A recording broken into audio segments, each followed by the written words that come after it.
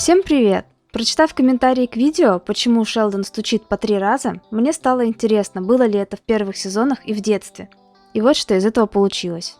В 5-й серии 10-го сезона Шелдон рассказывает Пенни, как в 13 лет застукал своего отца за изменой, и поэтому стучит по 3 раза.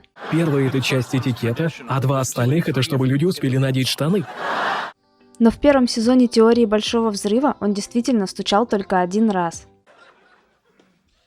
У меня диплом доктора и 2 кандидатских, я не обязан это делать. А в 10-й серии 1-го сезона Шелдон переживает, что они скрывают от Пенни правду по поводу ее пения, и посреди ночи начинает стучать в дверь к Леонарду. Леонард.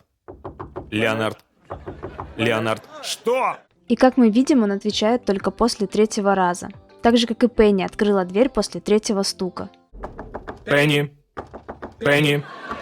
Пенни. В дальнейших сезонах Шелдон уже всегда стучит по 3 раза, называя имя человека, которого ожидает увидеть. Пенни. Пенни. Пенни. Возможно, в сценарии этого изначально и не было, ведь характеры героев понемногу менялись на протяжении всех серий. В каждом сезоне появлялось что-то новое, например, новые персонажи или новые увлечения, которые сделали этот сериал таким интересным. Когда снимали первые сезоны теории Большого Взрыва, никто и не думал создавать спин-офф про детство Шелдона. Эта идея появилась у Джима Парсонса в 2016 году. Тогда и приступили к разработке сериала. Конечно, сценаристам пришлось подгонять многие факты, которые уже звучали в теории Большого Взрыва, и наоборот. Например, в 10-й серии 12-го сезона Шелдон смотрит кассету, которую якобы записал себе в детстве. Здравствуй, Шелдон. Здравствуй, Шелдон. А что касается манеры Шелдона стучать в дверь, в детстве он делал это 1 раз.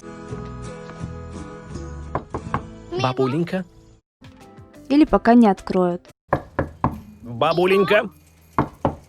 Бабуленька. Но в 1-м сезоне ему 9 лет, а он говорил Пенни, что это началось с 13. Может быть, в сериале детства Шелдона обыграют момент с изменой Джорджа, если его не закроют раньше. Кстати, этот разговор Шелдона с Пенни вы сможете найти на нашем 2-м канале.